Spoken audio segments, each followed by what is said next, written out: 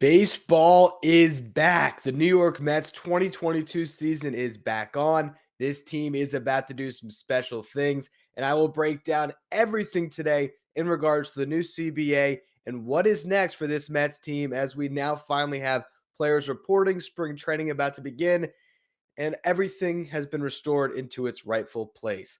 Let's get after it on today's edition of Locked On Mets.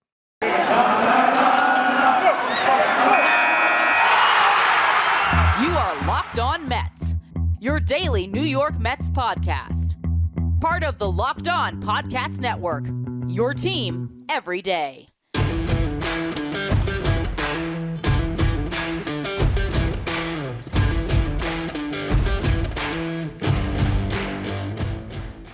Hello to all you amazing Mets fans. You're watching Locked On Mets, part of the Locked On Podcast Network, your team every day.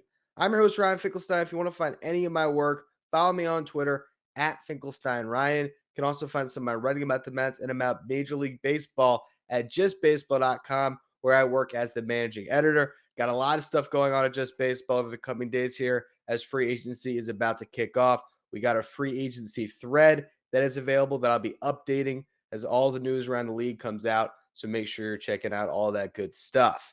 Now, as it relates to the New York Mets and the new CBA, the first thing I want to do today is just go through all the news. Actually, if you're watching on YouTube, the first thing I want to do is clear my name so you can drink in my Yankees suck shirt really quick. Just want to just see that full logo.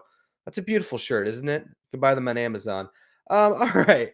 After that side note, let's just go through all the details of the new CBA.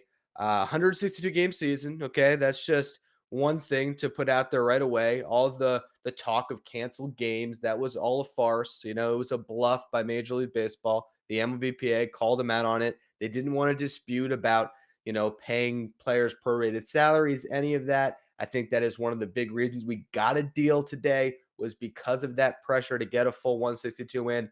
And luckily, we will enjoy that normal regular season this year. It'll be a little bit different because it's starting a week later. It's going to be extended 3 days, and they'll make up the extra games with 9-inning doubleheaders throughout the season. So the days of the 7-inning doubleheader are a thing of the past, at least for now.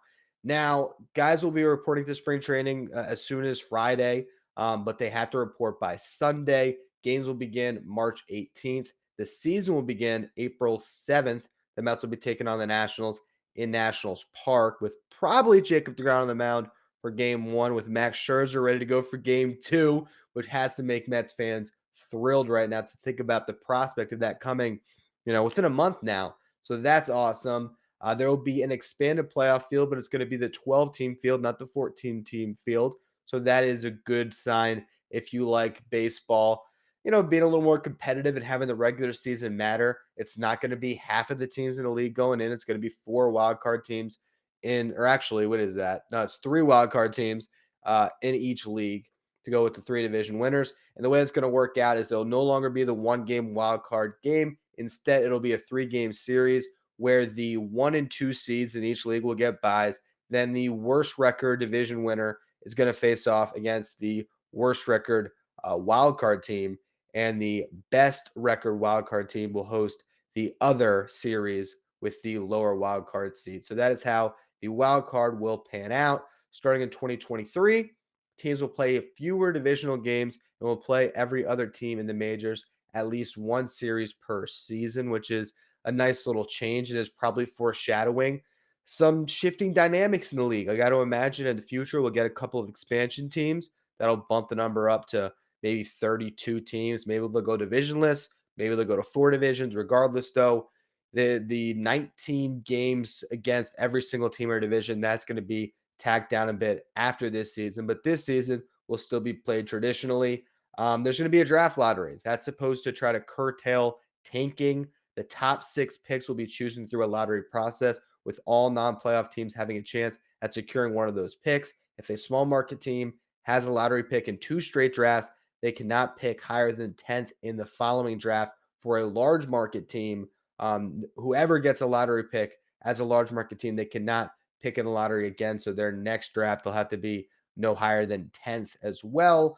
I don't know exactly how they're deciding what's the small market, what's a big market team, but as far as it relates to the Mets, obviously they're a large market team. But if the Mets are as good as you expect them to be, you don't want them to be in the lottery much anyway.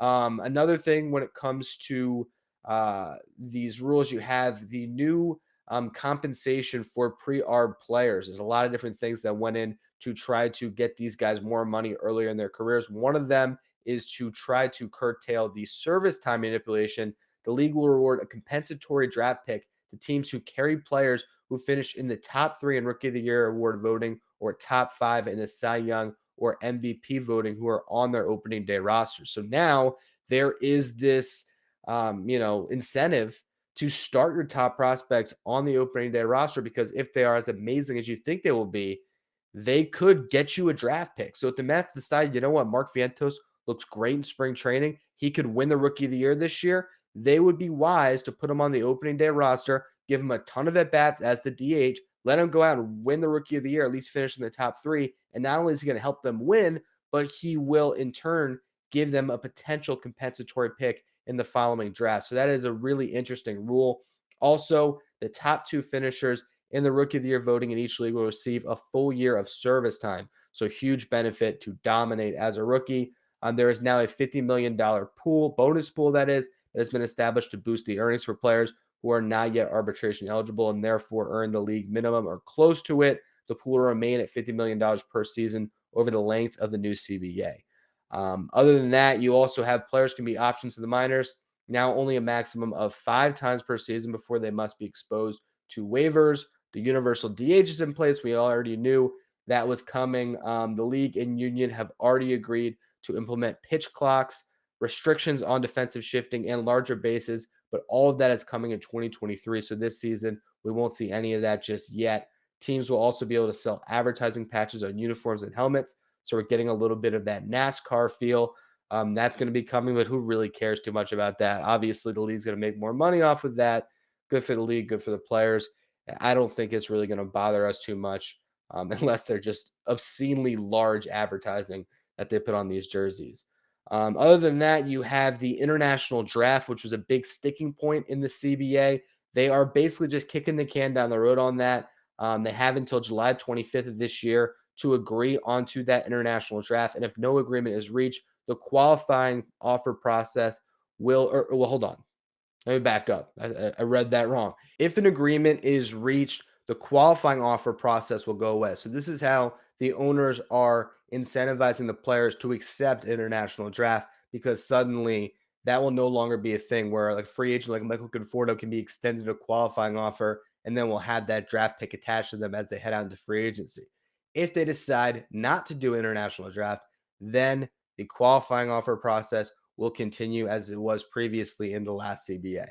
That basically encapsulates all of the big points except for the competitive balance tax threshold. I want to spend next segment talking about that because the Steve Cohen tax is now in effect. So I want to go through that a bit. Also, just a last quick note though, the minimum salary has been raised substantially from $570,500 in 2021 all the way up to $700,000 in 2022, and it will increase by $20,000 every single year over the life of this new CBA. So in 2026, the minimum salary will be $780,000. So that is a very significant improvement for these first year players coming in, all these players who are pre-arb, that they will be making much more money than they have been in the past. Now, I want to talk a lot here about the Steve Cohen tax, and we'll get to that in just a minute. But first, I want to tell you about the best tasting protein bar ever, protein bars that taste like candy bars. Of course, I'm talking about Built Bars. And they also have the Built Bar Puffs, which are the first ever protein infused marshmallows. They're fluffy, they're marshmallowy. They're not just a protein bar, they're a treat, and they come covered in 100% real chocolate with flavors like the cinnamon churro, the coconut marshmallow, banana cream pie. All so good. They're bound to be your new favorite snack. You also have the original Built Bar flavors like mint brownie, coconut almond, and also my personal favorite, cookies and cream. They're always coming out new flavors. So if you want to try Built Bar today, go to built.com, see what they have to offer, and make sure you use the promo code LOCK15 to get 15% off your next order. Again, there's promo code LOCK15 for 15% off at built.com.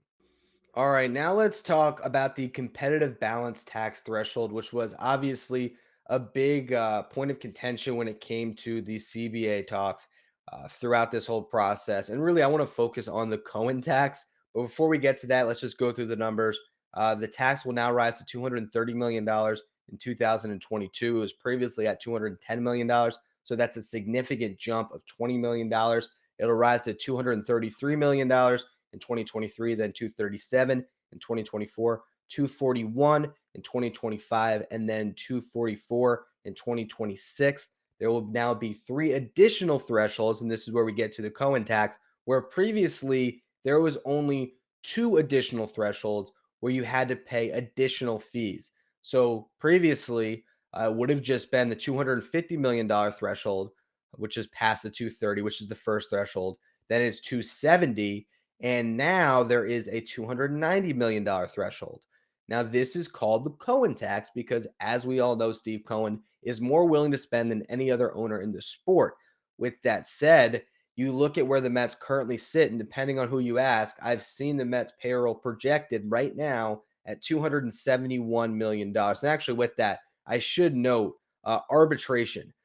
This is going to be crazy where the arbitration hearings are going to be taking place during the season unless you can come to terms on a new deal with your ARB eligible players before that. So there's definitely going to be a rush to get those guys under contract so you don't have to worry about that mid-season. No one wants to go into an arbitration hearing with one of their players when they're in the thick of a regular season. So hopefully the Mets can get that settled. And once we get all of those numbers in, we'll know where the Mets payroll sits at. But right now, again, I've seen a lot of projections say $271 million, which means they've already crossed the third threshold. They are now in position with a couple of signings, and it seems like the Mets are going to remain active. So I'd be shocked if they didn't cross it to be the first team ever over the Cohen tax threshold, that fourth threshold of $290 million. Now, what that means is they'll be charged an 80% rate on how much money they've gone over. I'm a little confused. I'm not a cap expert on exactly how that money is decided. Is it 80% of everything they pay or just 80% of what they pay over? And the fees for going over a third tax threshold might be just tied to whatever those penalties are. And then the additional penalties come from whatever's past 290. Look, again, I'm not a tax expert. I don't present myself as one. But the one thing I will say when it comes to this is that I have yet to see anything saying that there is an additional fee or penalty in regards to draft picks or international spending that is related to this competitive balance tax. With that said, if it is just money that's going to come into play here, Steve Cohen can continue to have a $300 million payroll and just pay up the ass in taxes, which isn't great for his pocketbook, but I don't think he cares. I don't think he'll always want to do this, but the plan has been laid out in front of us pretty clearly. The Mets are spending big right now everywhere. They're spending big on their MLB payroll to win now, but they're also spending big in the minor leagues, developing their players in their scouting departments with their technology. So at one point in the near future, they could have a farm system that's good enough that you don't necessarily have to build your team through free agency.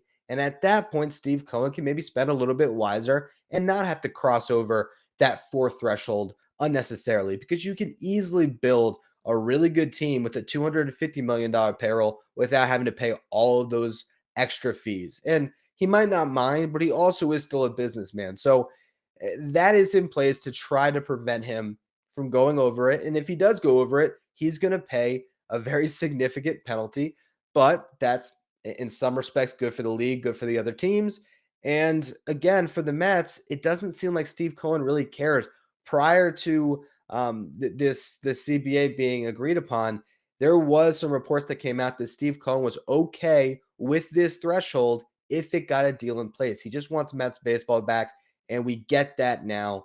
I wouldn't be too worried about this, but it is interesting that the Mets could be looking at that $290 million. And let's just say, depending on how things shake out, let's just project that maybe they trade a Dominic Smith and a JD Davis, and that's going to take off. They're both ARB eligible players, so that might take off, like $6 or $7 million. I'm not exactly sure what they're projected to make. But let's just say that knocks down the Mets number by like $7 or $8 million. And maybe you're a little bit farther away from 290. There could be, maybe some motivation to stay below 290. And it's not crazy to say, hey, the Mets are only going to spend $285 million this year. Like, that's not a ridiculous thing. That's not the Mets not going all in. They've already gone all in with all these other moves that they've made.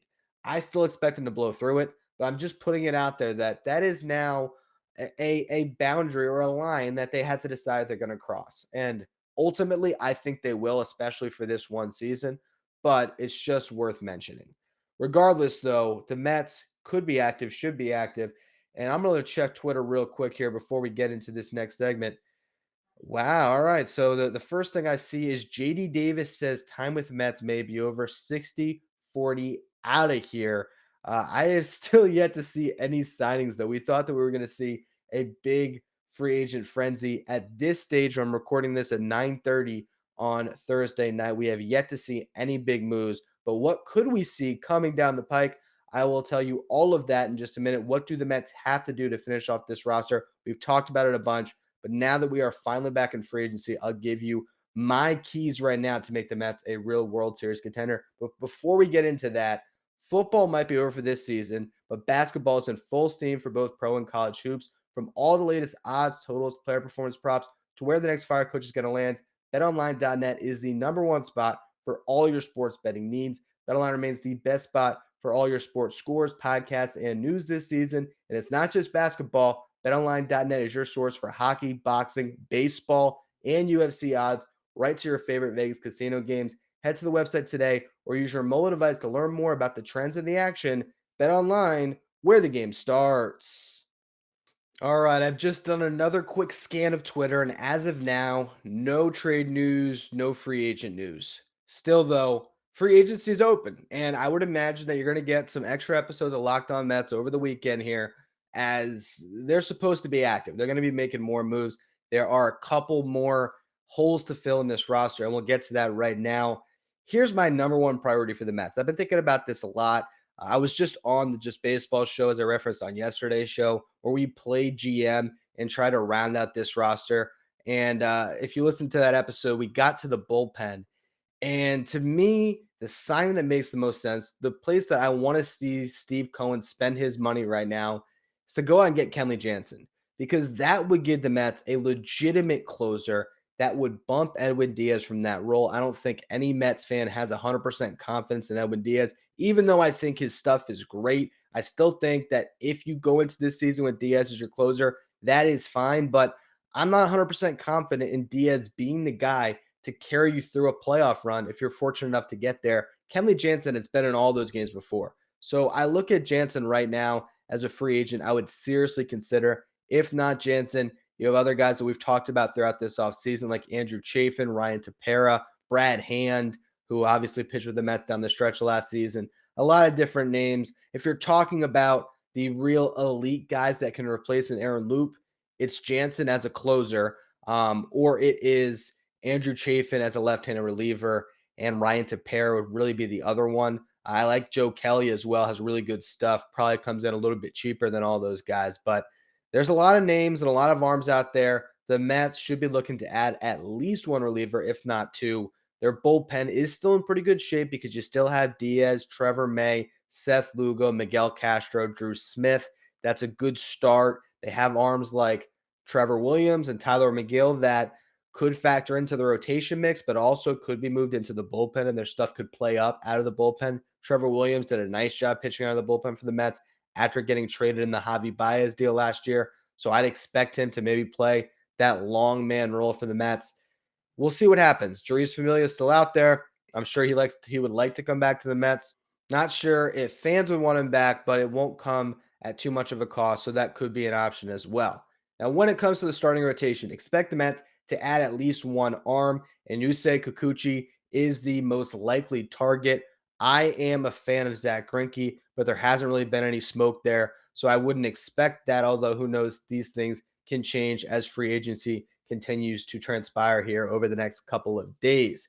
Beyond that, the Mets could add more starter depth. They could add another outfielder if they really wanted to, but I think they're okay there. I think Khalil Lee and Nick Plummer are quality fourth outfielder options. The real question right now is what happens with JD Davis, Dominic Smith, and to a lesser degree, Jeff McNeil. I would hope they keep Jeff McNeil. I don't need to continue to sing his praises and talk about why, because I've spent a lot of time over recent weeks talking about why Jeff McNeil can have a big bounce back. I did an episode earlier this week about that, which you can check out. So I won't go into a lot of depth here when it comes to that, but I really do believe that Jeff McNeil is a bigger asset to this team than he is in the trade market. So I would hang on to him.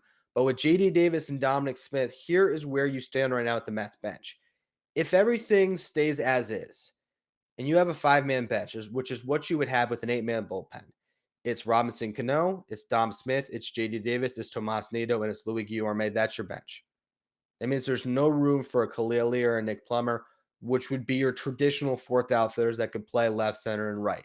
Dominic Smith would be your fourth outfielder, which is fine because Mark Canha, Brandon Nimmo, and Starling Marte can play each position, but I think you would be better off having a more traditional fourth outfielder on this roster, which would necessitate a trade.